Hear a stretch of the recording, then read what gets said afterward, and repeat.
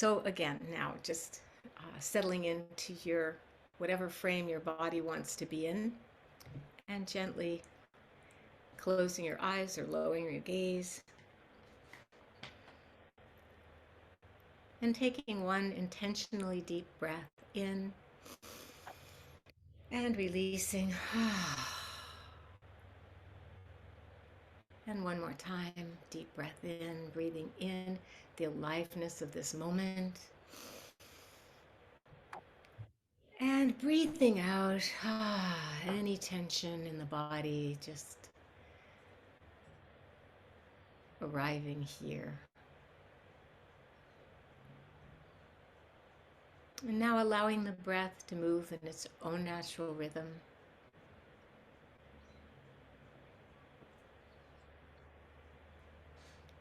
Appreciating that the breath is always here. It doesn't ever stop. It doesn't go away. The breath is stable, reliable, and a beautiful anchor to the present moment.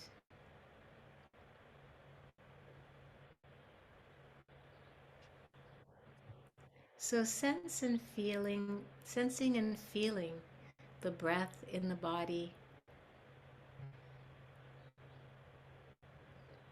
the sensations of breathing,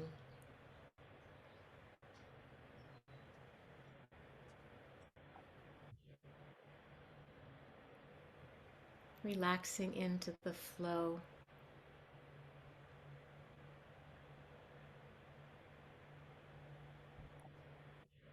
The changing rhythms.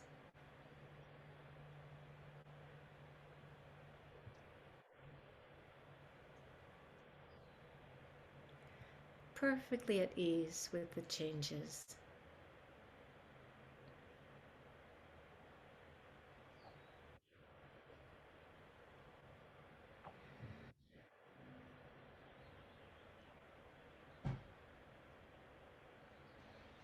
Sitting and breathing is a great freedom,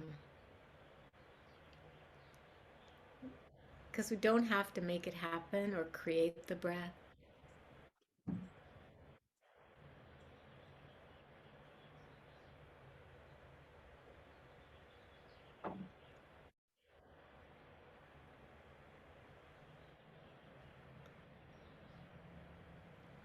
Just to be aware of its trustworthy presence in each moment.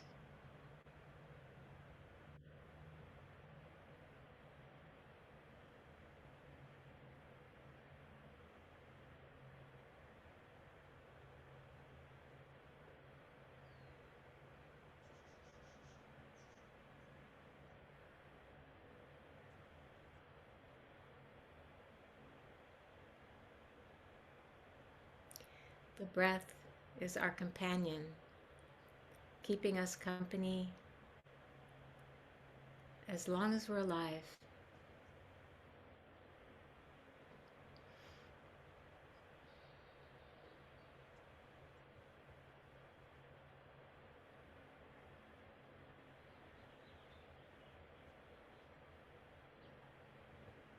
So just appreciating each breath in and each breath out.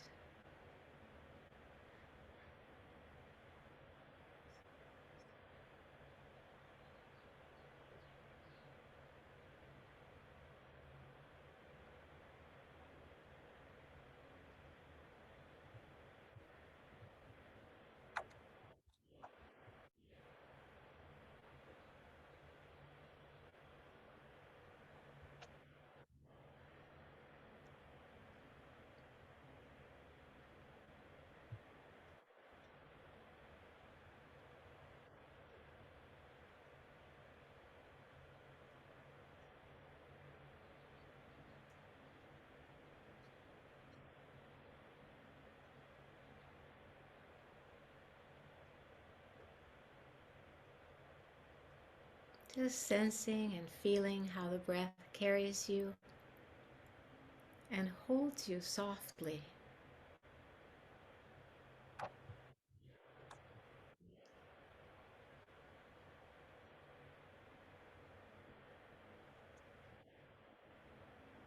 Allowing the breath to breathe you.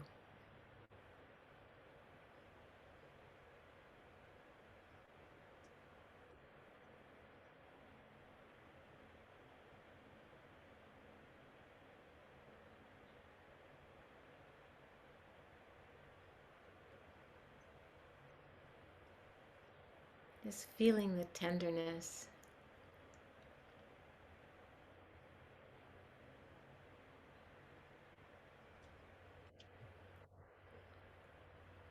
the feeling of safety and benevolence in being able to breathe.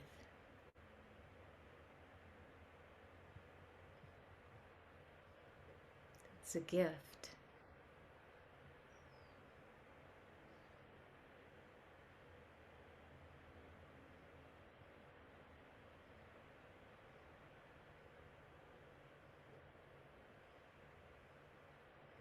Each breath a gift of aliveness.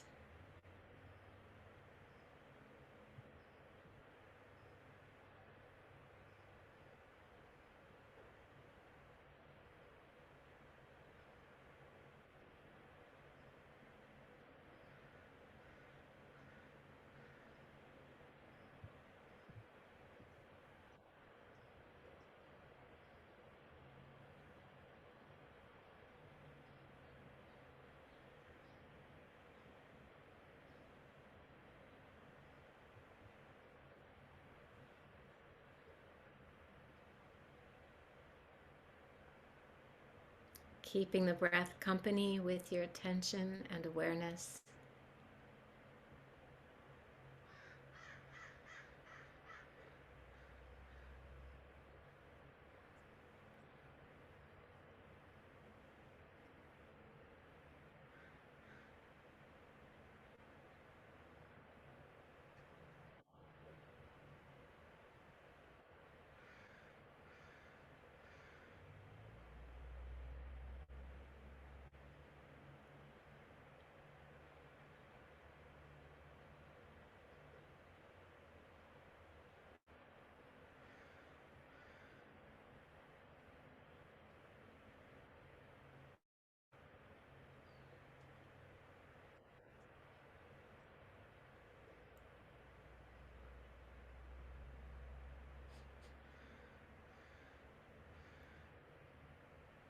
And resting your attention with the movement of the breath.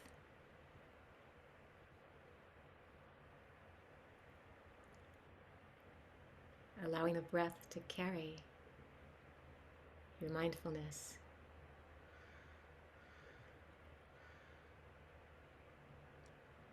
And realizing right now, with each breath, you are being loved by your own breath, faithful and ever present.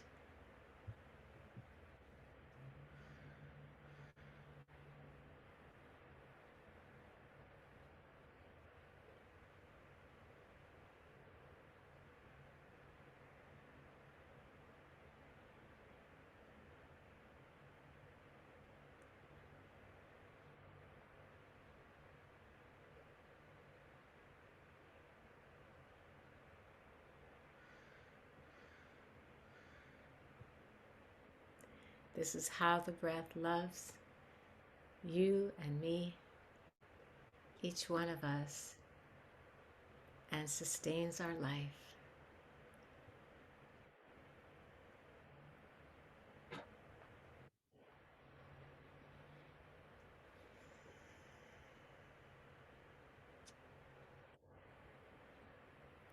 And when you're ready, opening your eyes.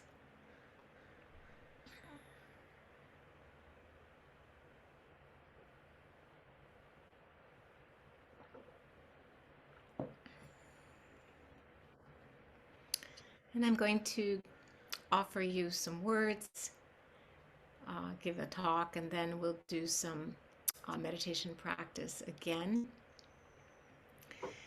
And Angie asked me to speak about making peace. The original title for the talk was about forgiveness, and then the war broke out uh, in Ukraine, and Angie said, "How about making peace?" And I thought, well, these are actually very linked, these two things, and I'll talk about that.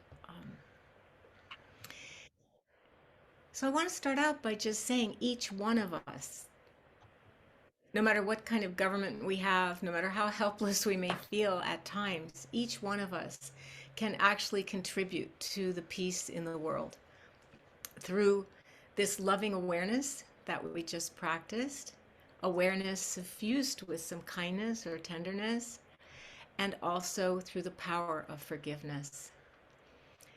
So we're going to explore how our heart's hurts and pains can be held in the tender arms of these compassionate practices. For at the root of violence really is anger and hate, and a lot of that is generated by the trauma of unbearable suffering. And most of us were never taught how to hold difficult emotions, how to hold our rage, our grief, our pain, our fear, our despair, and how to acknowledge and deal with them skillfully. I don't know about you, but I didn't learn that really growing up in my family. Nobody talked about things like that. And I certainly didn't learn it in school. And these these difficult emotions that are so hard to acknowledge and so hard to work with are really at the root of human conflict and war. We see this inability to handle conflict. We see it writ large all over the globe. Um, so these mindfulness and loving awareness practices, they can go a long way toward healing, especially when they're combined with other healing modalities like psychotherapy or other things that you might do.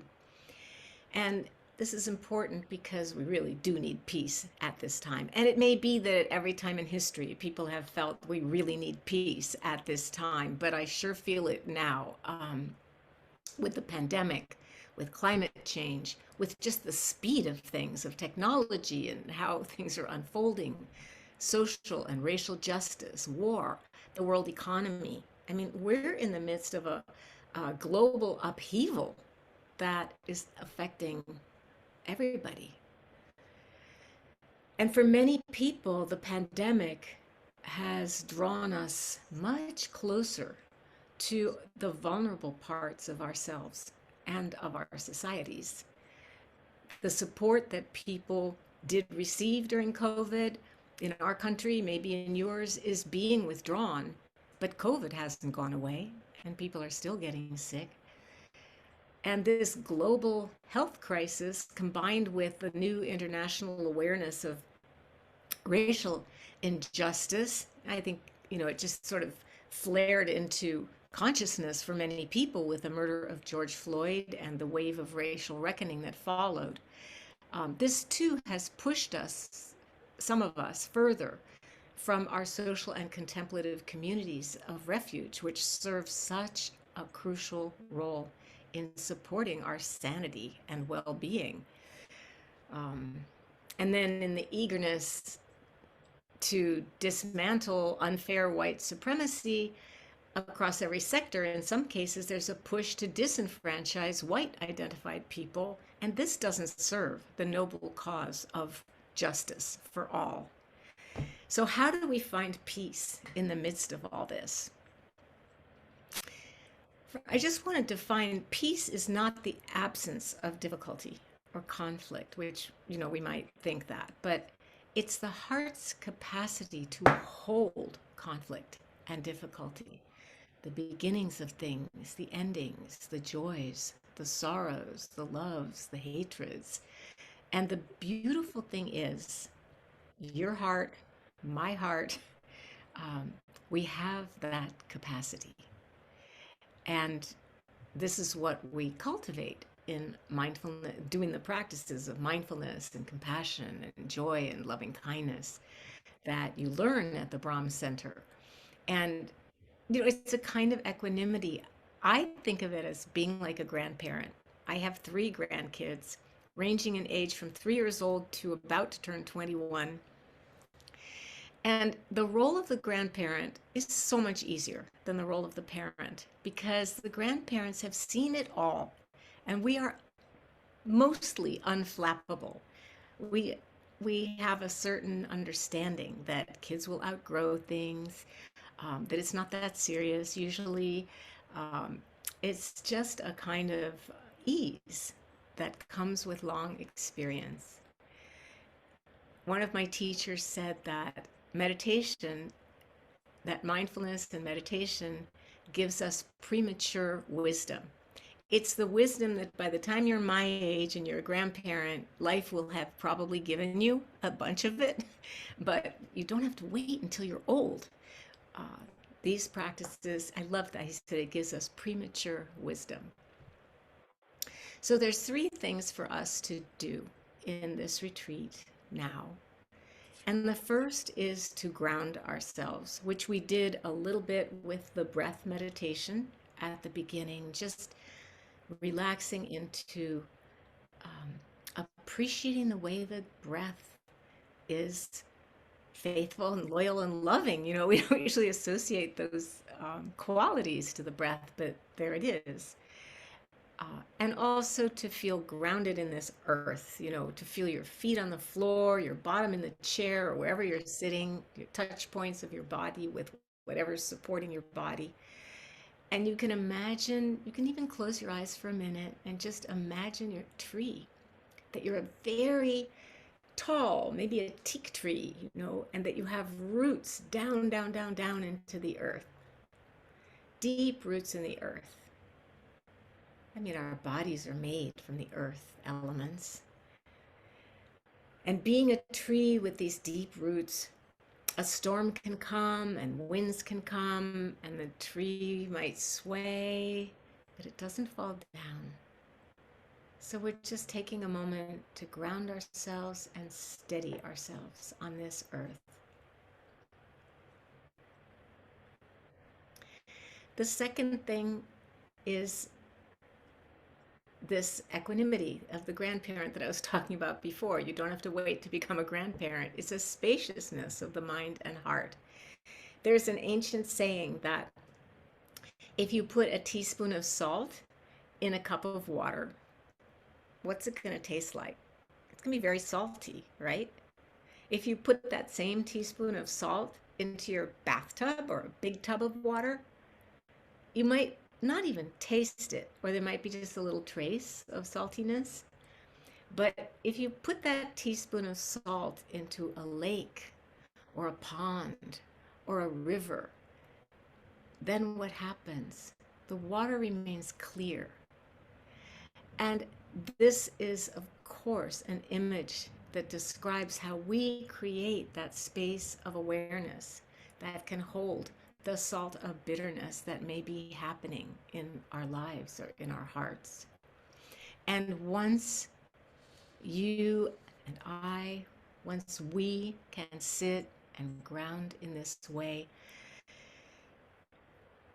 opening to that spaciousness that can hold opposites, that can hold pleasure and pain, that can hold gain and loss, beginnings and endings, joys and sorrows, all of these opposites. In the psychoanalytic tradition, they call this capacity ambivalence. And it doesn't mean the sort of wobbling back and forth, being undecided, the way we usually use that word. It means being able to hold opposites peacefully, letting them coexist in the same heart. Love and hate, for example. Now, they don't happen at the same time. Let's say you're my family member and you've just done something that really just gets me so mad, and I might feel like I just hate you in that moment. Well, I'm not also feeling my love for you, but you're my family and I do love you. And with that spaciousness of being able to hold the opposites, I understand, oh, this is a mind moment of anger and hate. That's all it is. And it's happening in a context of a relationship that is fundamentally loving. And it doesn't have to destroy it, and it doesn't have to make a big fuss. Um, so, this is the place actually of loving awareness, of wisdom, that is that spacious container that can hold all of this. And this is called equanimity. And it's not indifference, it's not lack of caring, it's resting with some sense of dignity, poise, and balance in the midst of it all. I don't know if any of you used to watch this program years ago called The Sopranos. Well, Tony's, it was a program about some, actually they were gangsters, but there were many endearing things about them. And the head of the family, Tony Soprano, it was so incongruous. He quoted this beautiful Ojibwa, Native American proverb that says, "Sometimes I go about in pity for myself, while all the while a great wind carries me across the sky." And, that's how we are too. Sometimes we get so preoccupied with our particular, I don't know, our particular preoccupation or neurosis or whatever it might be of the moment, that we forget that we are actually a beautiful expression of life itself. Life in the form of you, life in the form of me, life in the form of each and everything around us. And in the mystery of all of this, we get to sit, to take our seat, and practice mindfulness. Mindfulness creates this space of acknowledgement and clarity. One definition of mindfulness that I love is honesty, is seeing clearly and telling ourselves the truth of what we see. And if we all did this, if the whole world did this, I just have a feeling that there would be a lot more peace. One of my friends does this practice of, well, just imagine for a moment you're going out in the woods, or maybe you're in a park, and you look at the trees and you see all these different trees, and some of them are very straight and tall, and some of them are kind of crooked and gnarled, and some of them are maybe a little bent over, and some of them are evergreens, and some of them are oaks and maples, and they're all different kinds, sycamore, all kinds of trees. And when you look at these trees, you just allow them to be trees, right? To be whatever they are. And you kind of understand the way they are. This one grows tall, it's that kind of tree, or this one had to kind of take a detour around a stone or something. This one might be struggling to get enough light. But you don't get bent out of shape. You don't get upset about it. Oh, that tree is that way. You just allow it. You just appreciate the tree, right? This is spacious equanimity. However, when we get around each other, when we get near other humans, seems like equanimity takes a holiday, right? We lose all that. It goes out the window. And suddenly we're looking at, you're to this and I'm to that. And the judging mind comes in and it disturbs our peace. It disturbs the spacious equanimity. So my friend practices turning people into trees, and imagining, especially if somebody upsets them, that they're a tree.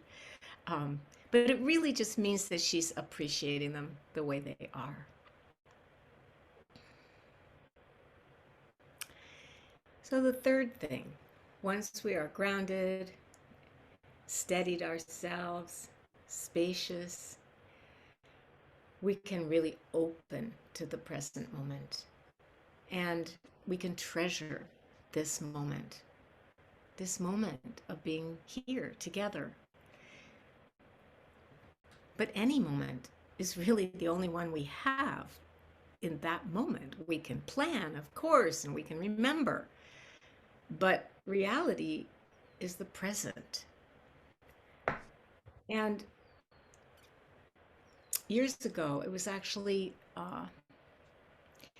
in the 2016 election. I was in eastern Chad in Central Africa, working in a refugee camp on the border with Sudan, a Darfuri refugee camp. And the people in that camp had been living there at that time for 13 years. Now, of course, it's 20, like an open prison, but there's still, that war still it still goes on, and so they still can't go home. So I was invited to go to that camp to teach mindfulness to a program called Little Ripples, which was founded by some beloved friends of mine who started an anti-genocide group, a small group but mighty, called IACT. You can look it up after this and see the wonderful work that they do, and I'm honored to be part of it. So I was invited to teach mindfulness, and I was skeptical, to be honest. I thought, look, on the hierarchy of needs in a camp where people are malnourished, where they're relatively safe, the Janjaweed isn't, killing them and burning their villages, but rebels can pour over the border at any minute. None of us is safe when we're there. And, there's no medical support. And I thought, why would they really want mindfulness? Is mindfulness really important? But it turned out that at the end of the training that I participated in leading, at the end of that training, when the refugees were asked what was their favorite part, most of them said the mindfulness. And I have to tell you, I was really surprised. And when I talked more with them about it, I realized,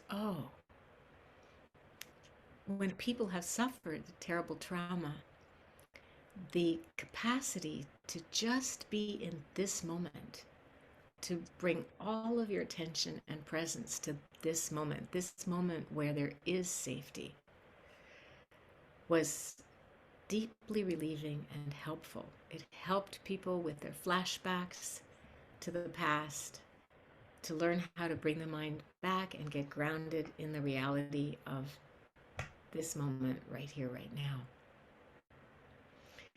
And it was also really fun to watch them adapt the mindfulness practices for their culture and for the children that they were teaching. So this is about being in the present moment and how we can make peace with the present moment.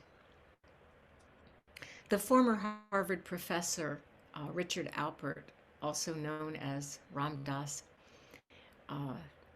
was a very eloquent professor and teacher, and he suffered, when he was 65, he suffered a huge stroke and was not found right away. So he was paralyzed, completely paralyzed on one side of his body, and spent the next 23 years until his death 2 years ago at the age of 89 in a wheelchair, often in a lot of pain. And how he worked with that situation was so inspiring to me, because he was my friend and I could see it. And I could see that he had his grumpy moments. He was just a human being. But he managed to radiate. He had made such profound peace with his situation that he managed to radiate love. You could feel it, almost like a force field around him. And friends would join him for an ocean swim. The last few years he couldn't do it, but He had this giant wheelchair with big wheels that could roll over the sand, and his caregivers would roll his wheelchair down to the water and then slide him into the water, and he would wear a float. And these swims were actually an important part of his post-stroke therapy, and he loved them. And he would just laugh and take, with his one arm paddle, and somebody else. I loved being the one who could steer him a little, because if you only paddle with one hand, you're going to go in a circle, right? So when we would swim in the ocean, he would swim out to this little buoy, and he would just sing out his joy. He'd say, "Oh boy, oh boy, oh boy." Maybe it was also a play on the word buoy. And then he would say, "Oh joy, oh joy, oh joy." And everybody would laugh, and sometimes people would sing, and some people would bring flowers and throw them in the water.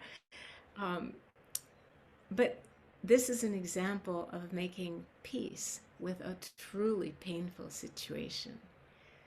And he used to say, things are just falling down everywhere. My body's falling apart. This is change. And then, oh boy, oh boy.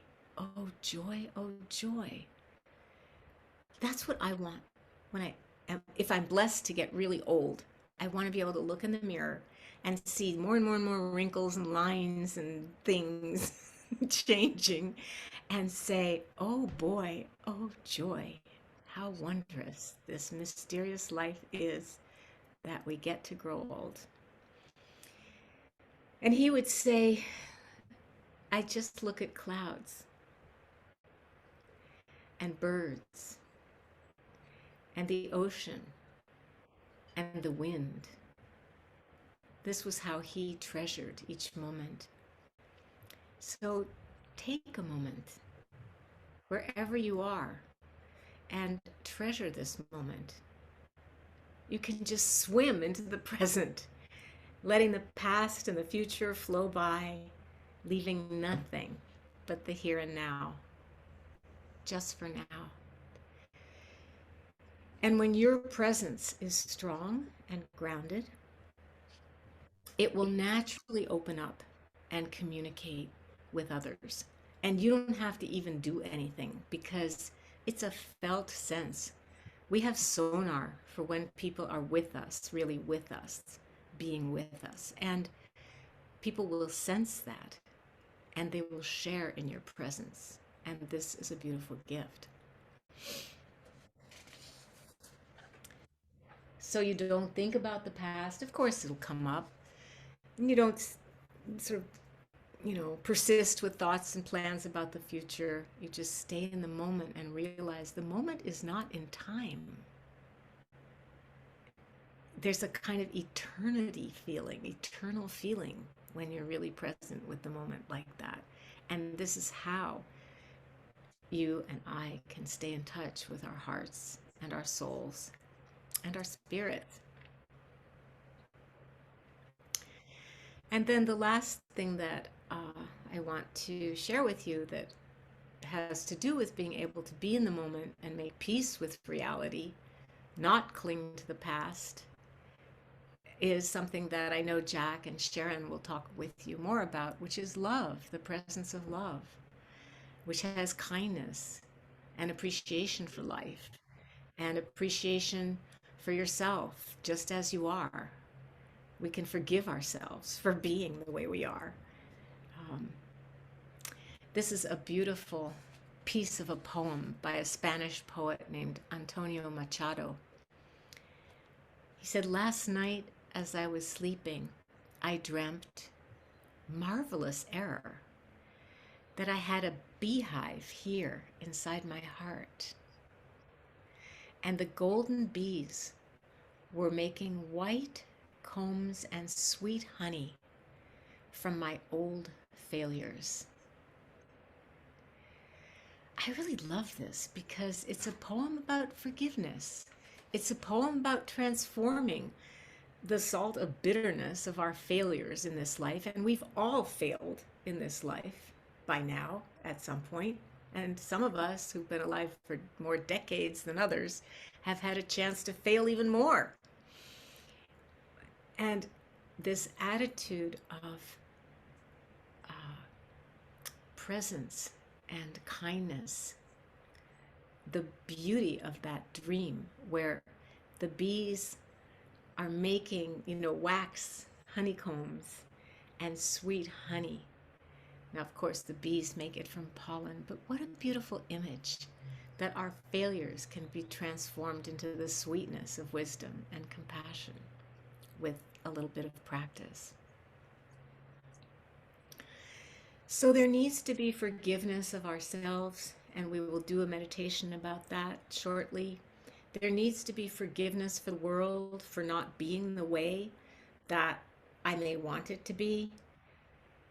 And peace means stopping the war with ourselves and with reality. I want to tell you a story that I've always really loved before we do the meditation practice together. And this is a story about the late Paul Reps, who was the author of Zen Flesh, Zen Bones, an early book about mindfulness practice.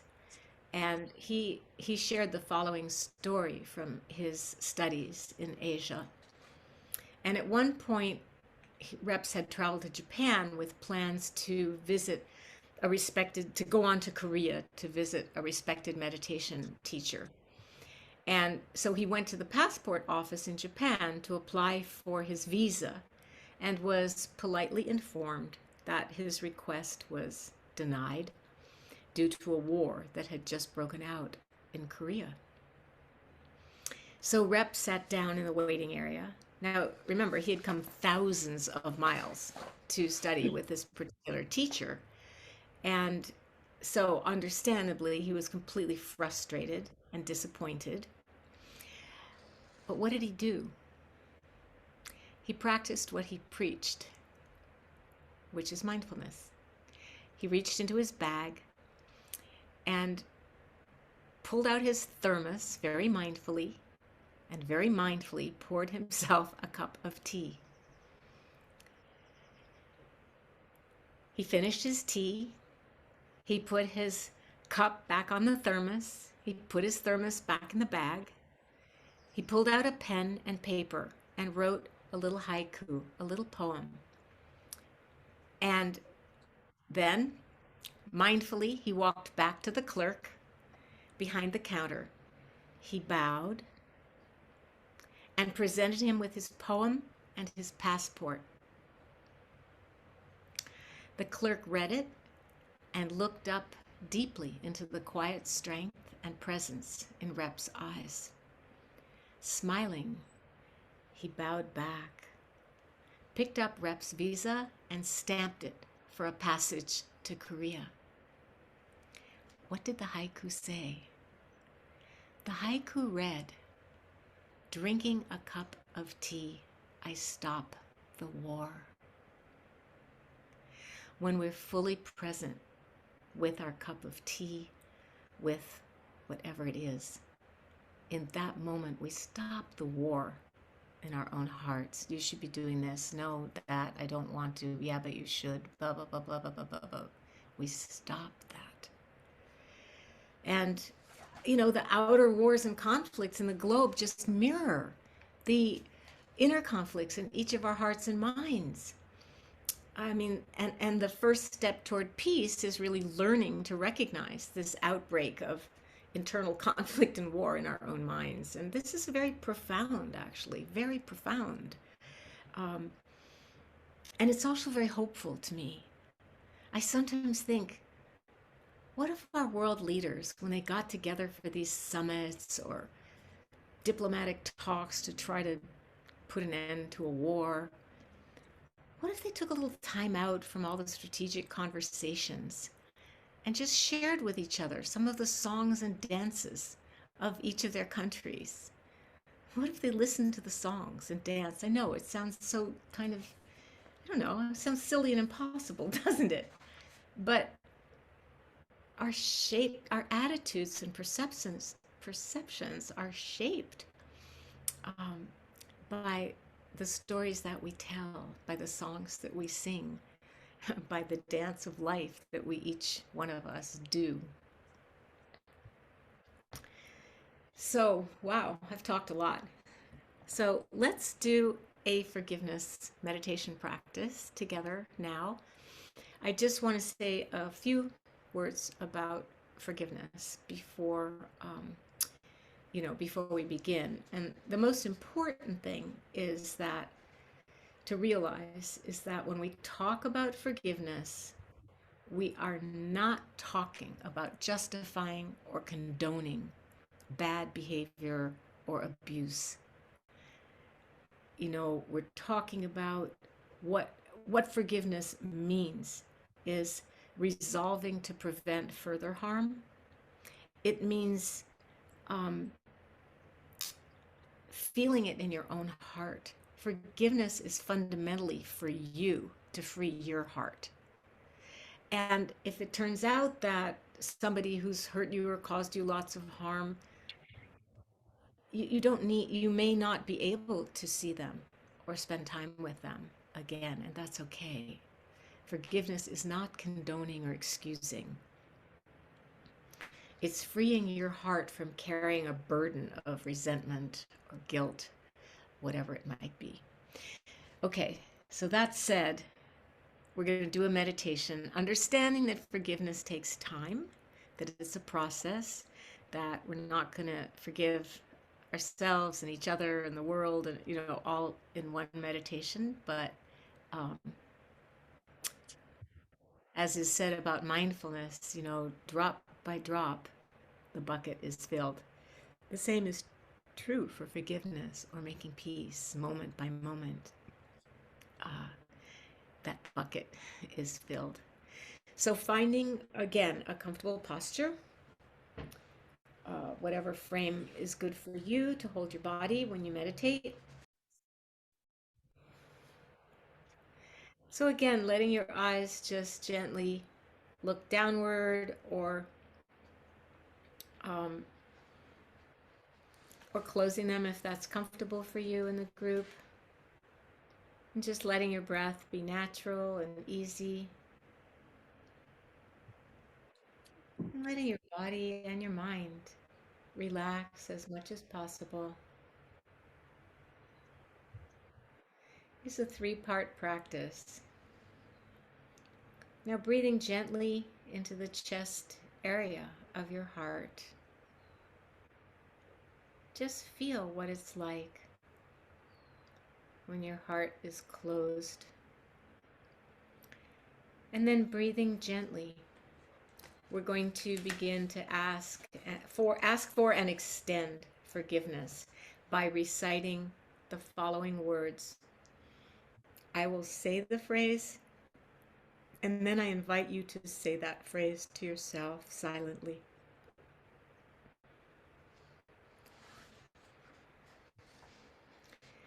So the first forgiveness is the forgiveness for hurting others.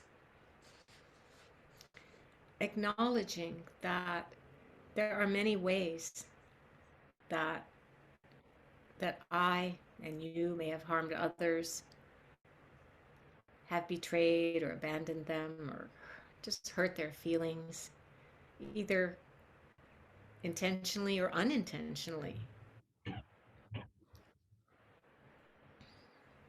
And just let yourself remember and imagine the ways that you have hurt other people.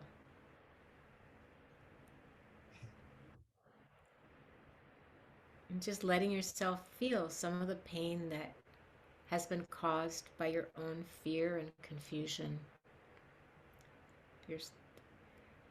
And you may start to feel sad and regretful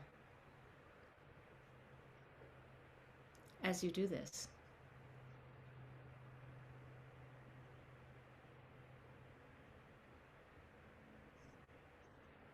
And just realize that finally you can release this burden and ask for forgiveness.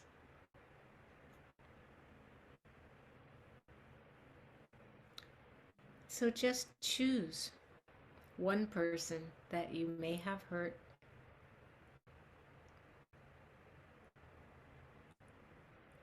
and ask them for their forgiveness. And you can simply say, I ask for your forgiveness.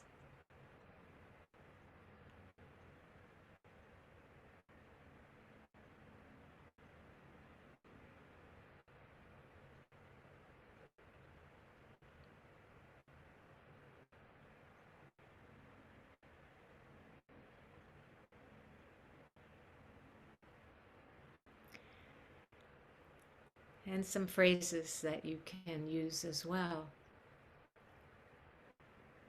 Please forgive me for being imperfect.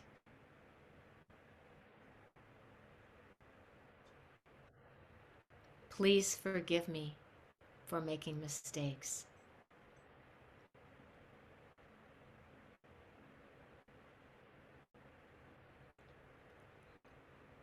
Please forgive me. I am still learning in this life.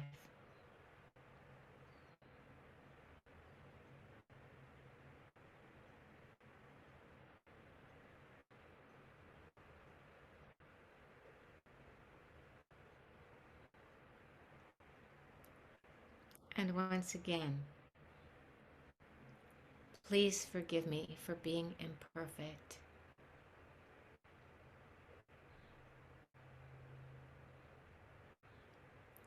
Please forgive me for making mistakes.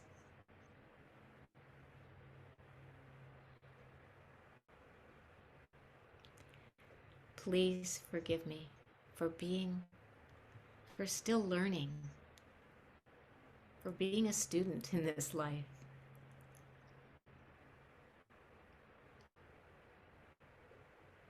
I ask for your forgiveness.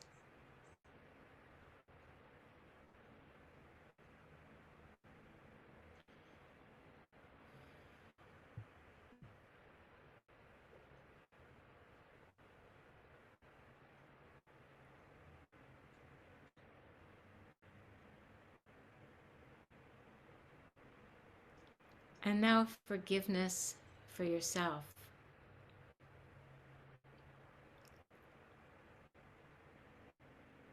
There are many ways that you may have hurt or harmed yourself. I know I have betrayed my intuition and abandoned myself many times.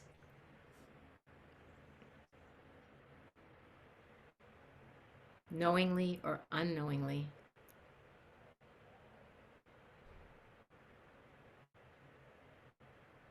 Just take a moment to feel your own precious body and life.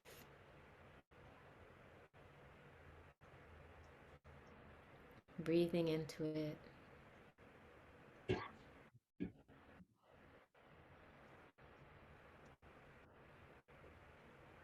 Allowing yourself to see some of the ways that you may have harmed yourself.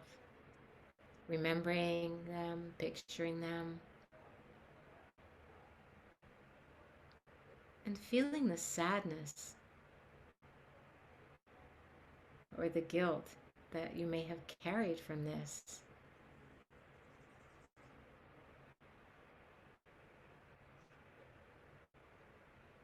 For today, just choose one thing, but over time you can address all of it one by one.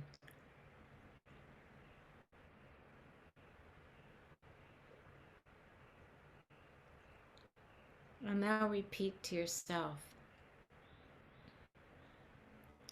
for the ways I have hurt myself through action or inaction, I offer my full and heartfelt forgiveness.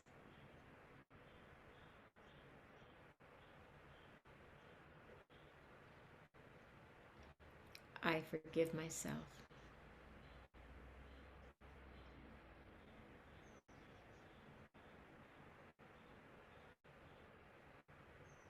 And if you wish, you can say these phrases also. I forgive myself for being imperfect.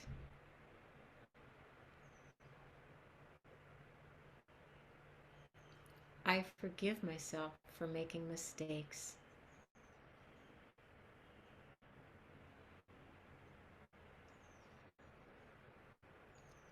I forgive myself for still learning how to be in this life.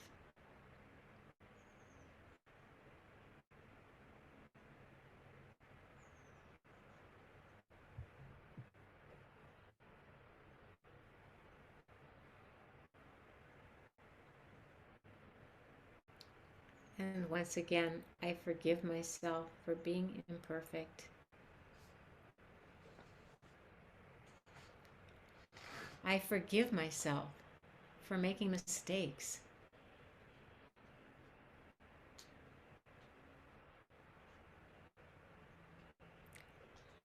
I forgive myself for still being a learner in this life.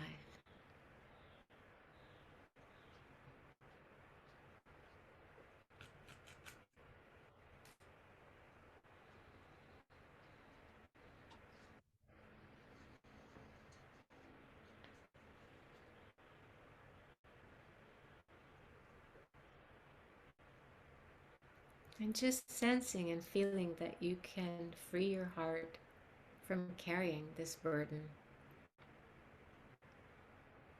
You can be free.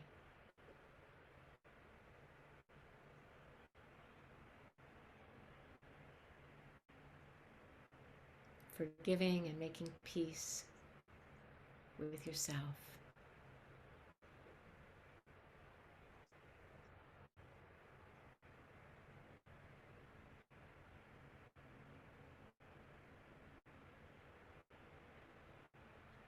And now the third part, forgiveness for those who have hurt or harmed you.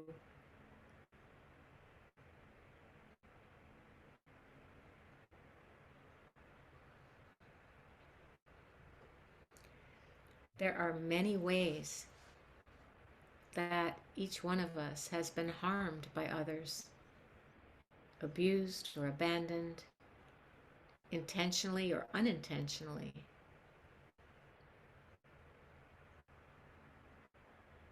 Just allowing yourself to remember some of these ways.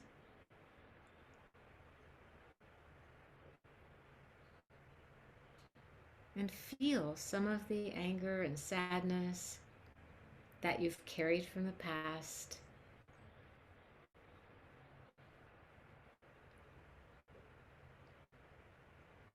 And know that you can free your heart by extending forgiveness when you're ready. It's a process. It can take time. And just for today, choose one instance or one person. I don't recommend that you choose the person who has abused you the most in this life. Something simple.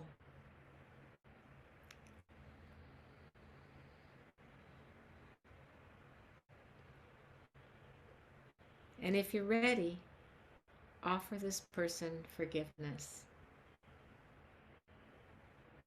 To you who have hurt me or caused me harm, I offer my forgiveness. I forgive you.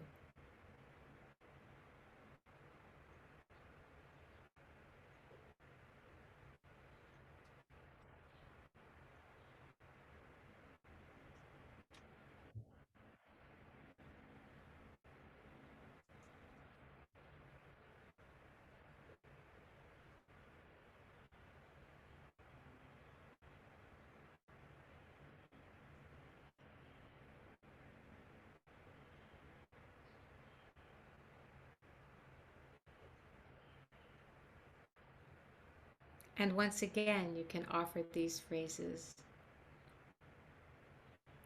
I forgive you for being imperfect.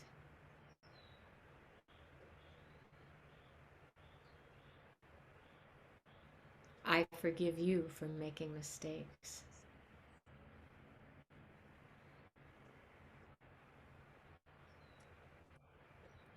I forgive you for still learning about life.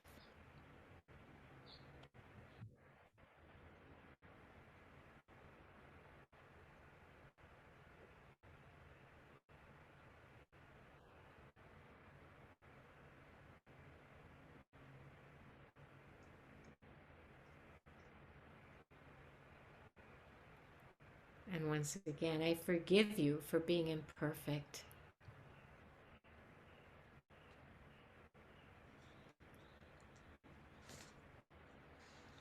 I forgive you for making mistakes.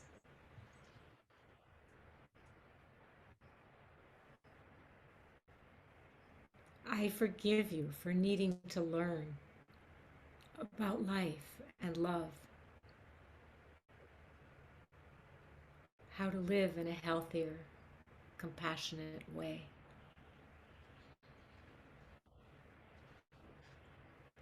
I forgive you for needing to learn about life and love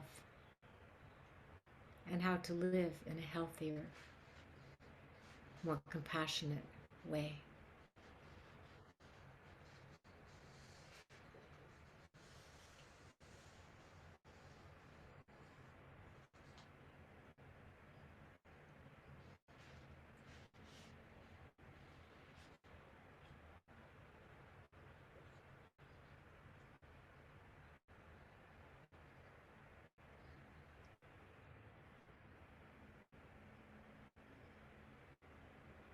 And see if you can look at yourself with compassion.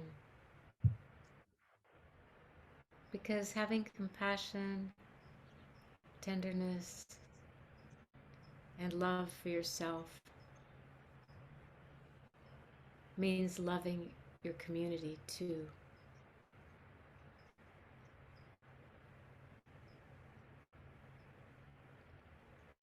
Whatever peace you make, whatever forgiveness you offer to yourself, to another, you do for the whole society at the same time.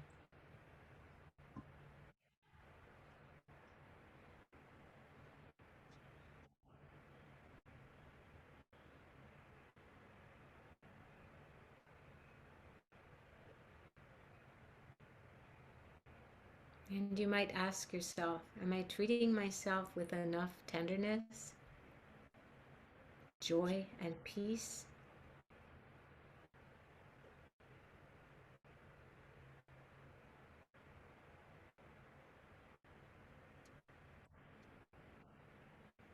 Am I taking care of myself joyfully?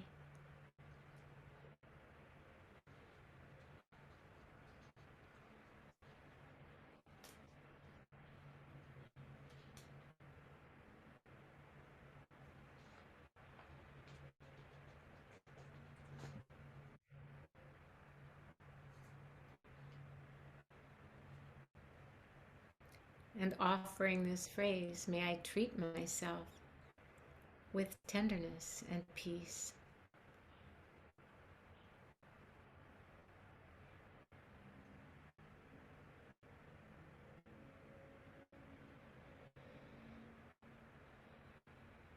May I care for myself joyfully.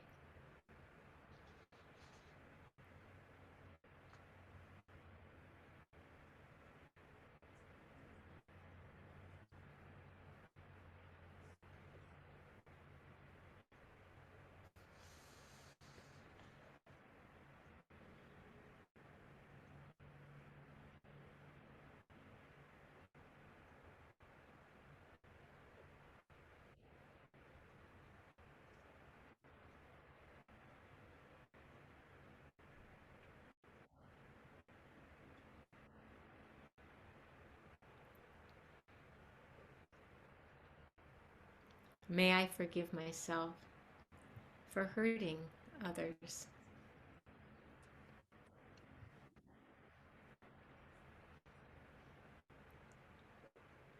May I forgive myself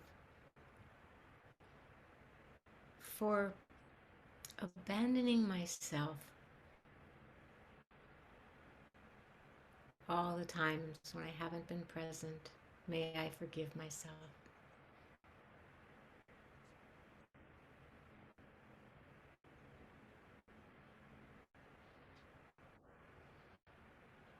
And little by little,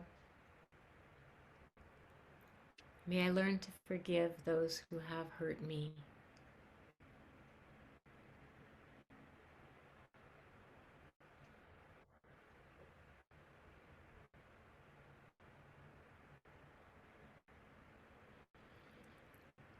And when you're ready, opening your eyes, offering a little bow of thanks to yourself for doing this practice, and thanks to each other.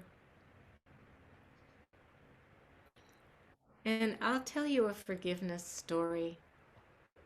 This happened about 10 years after my divorce.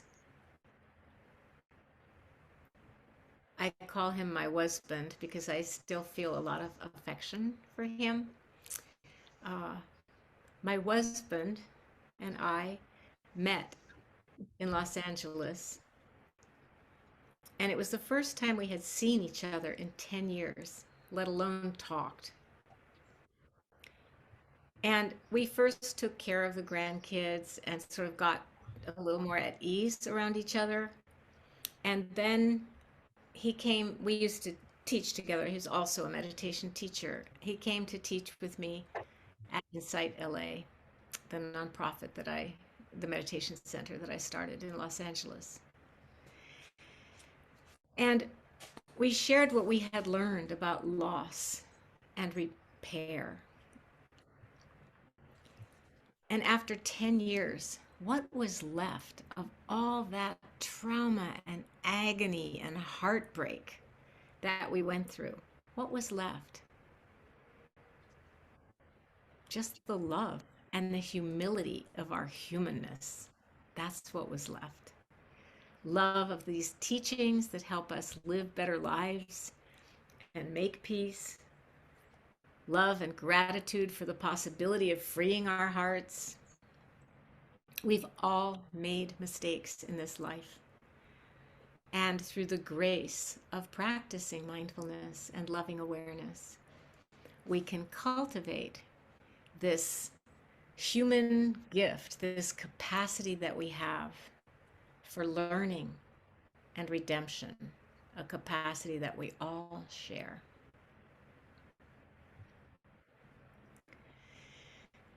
So this is one practice I want to share with you, another practice this morning. And now I would like to for you to take 15 minutes to do some mindful walking, some walking meditation. And some of you are already very familiar with mindful walking practice. And some of you might be sitting there thinking, I mean, I know how to walk. She doesn't have to teach me how to walk. But this is a particular kind of walking where we're not going anywhere. Now, you may need to go to the bathroom or you may need to get a drink, but it won't take 15 minutes to do that. During the rest of the time, choose a pathway somewhere indoors or in a hallway if it's raining outside. Outside if you have an umbrella and like the rain. I personally would be ecstatic if it rained here. But find a path, maybe, I don't know, 10 meters at the most, maybe 20 feet. And just go back and forth, walking a little more slowly than usual. If you want, we can just practice for a minute. You want to stand up?